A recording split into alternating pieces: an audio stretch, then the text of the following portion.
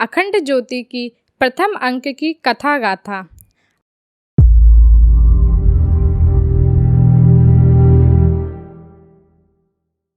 अखंड ज्योति के प्रथम अंक की कथा बड़ी प्रेरक है।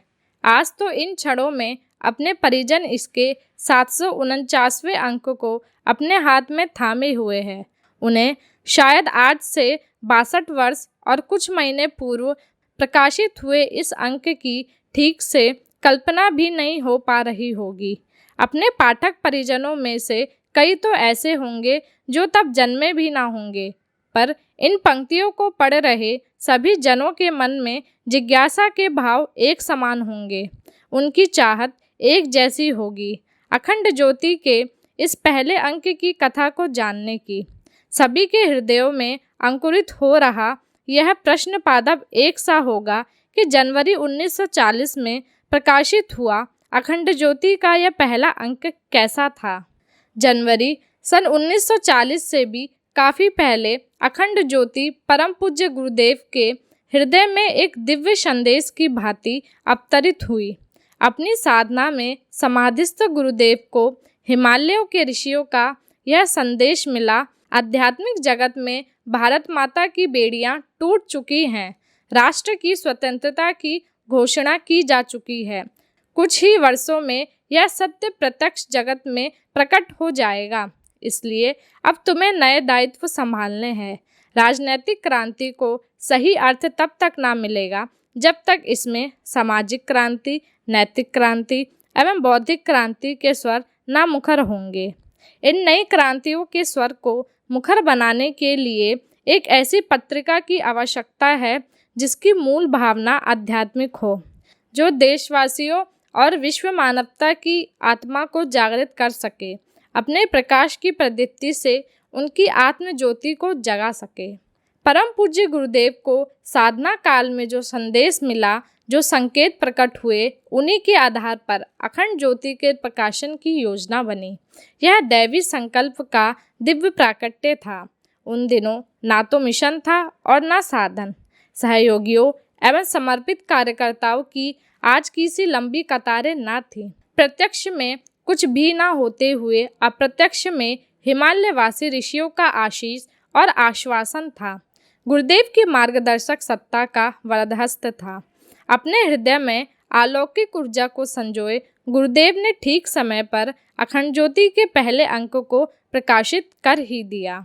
35 पृष्ठों का यह अंक विषय वस्तु एवं सामग्री की दृष्टि से किंचित भी न्यून न था।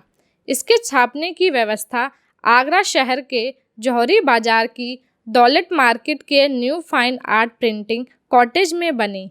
इसके मालिक पंडित मधुसूदन शरण शर्मा परम पूज्य गुरुदेव तब के मतजी के व्यक्तित्व से परिचित ही नहीं, प्रेरित और प्रभावित भी थे। उन्होंने अखंड ज्योति के इस प्रथम अंक के मुद्रण को न केवल ठीक समय पर संपन्न किया, बल्कि इसकी उत्कृष्टता का भी ध्यान रखा। मुद्रण के साथ इसके प्रकाशन की व्यवस्था भी आगरा से ही बनी। उन दिनों गुरुदेव ने आगरा शहर के फ्रीगंज मोहल्ले में अखंड ज्योति का कार्यालय खोला हुआ था। यहीं से इसके प्रकाशन एवं वितरण की व्यवस्था बनाई गई। अखंड ज्योति के प्रथम वर्ष के प्रथम अंक की कीमत मात्र 2 आने थी। इसका वार्षिक शुल्क मात्र 1.5 रुपये था। 24 आने में पूरे वर्ष भर अखंड ज्योति के 35 पृष्ठों में उत्कृष्ट विषय वस्तु को मुद्रित कर पाने एवं प्रकाशित करवाने का बीड़ा गुरुदेव ने उठाया।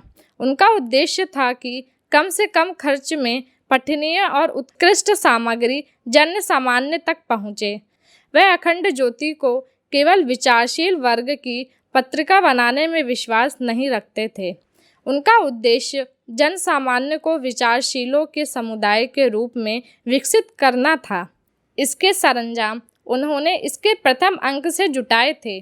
साज सज्जा की दृष्टि से अखंड ज्योति अपने पहले अंक से ही आकर्षण का केंद्र बन गई। इसके पहले अंक के कवर पेज पर योगीराज भगवान श्री कृष्ण का चित्र प्रकाशित किया गया। प्रथम अंक के कवर पेज पर छपे हुए इस चित्र में जो संकेत हैं, उनसे पत्रिका की रीति नीति ही नहीं, गुरुदेव के जीवन को भी अभिव्यक्ति मिलती है। इस चित्र में योगीराज भगवान श्री कृष्ण युद्ध भूमि में खड़े हैं। उनके दाएं हाथ की तर्जनी उंगली में चक्र गतिशील है। इस चित्र से दो सत्यों का भावबोध होता है।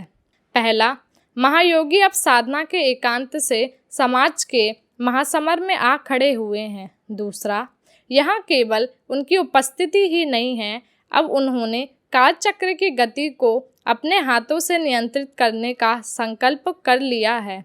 इन दोनों ही बिंदुओं से परम पूज्य गुरुदेव के अपने स्वयं के जीवन की झलक मिलती है। इन्हीं से गुरुदेव का अपना स्वरूप एवं संकल्प प्रकट होता है। यह उद्बोधक चित्र बताता है कि इस युग में प्रभु केवल पार्थ सारथी बनकर संतुष्ट नहीं है, वह इस युग में महासमर में स्वयं महानायक की भूमिका निभाएंगे।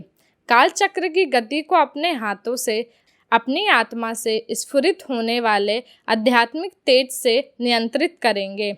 इस आकर्षक चित्र की ही भांति इसके विषय वस्तु भी आकर्षक है। अखंड ज्योति के इस प्रथम अंक में प्रकाशित सामग्री के शीर्षक अग्निलिखित हैं। पहला, अखंड ज्योति क्यों। दूसरा, कर्तव्य की पुकार। तीसरा, धर्म का सच्चा स्वरूप। चौथा, मौन एक दैवी रेडियो। पांचवा, धर्म और विज्ञान। छठा, मनुष्य का मनोबल। सातवां, शीर्षासन का महत्व। आठवां, जहाँ चाहा वहाँ रहा। इसी के साथ इसके अंतिम पृष्ठ पर आत्मचिंता शीर्षक से एक कविता प्रकाशित हुई है। इस प्रथम अंक का प्रथम लेख परम पूज्य गुरुदेव द्वारा लिखा गया संपादकीय है। इसके ऊपर अखंड ज्योति एवं उसके संस्थापक की कार्यशैली को स्पष्ट करने वाली दो पंक्तियां छपी हैं। ये पंक्तियां हैं, सुधा बीज बोने से पहले कालकूट पीना होगा, पहिन मौत का मुकुट विश्वहित मानव को जीना होगा।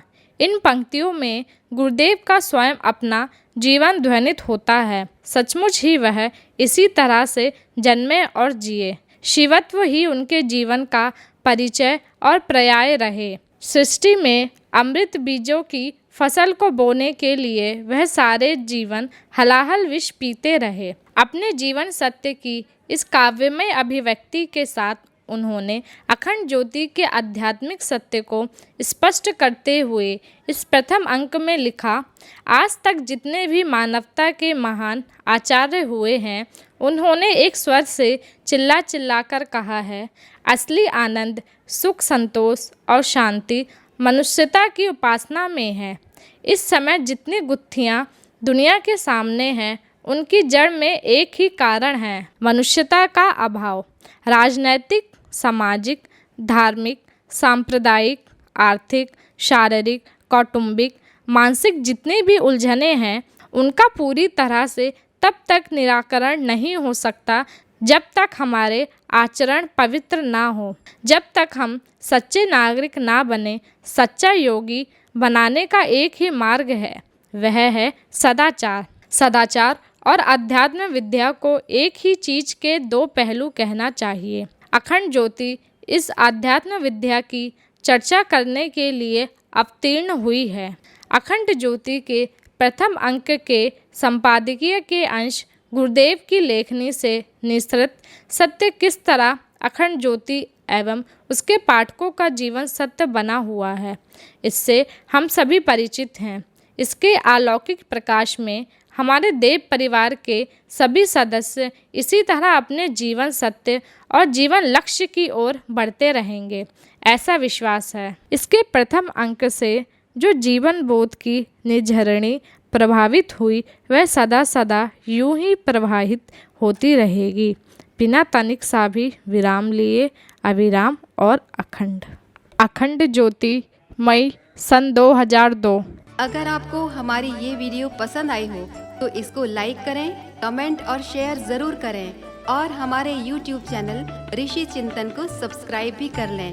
साथ ही बेल आइकन को भी दबाएं ताकि आपको आने वाली वीडियोस की नोटिफिकेशंस मिलती रहे। धन्यवाद।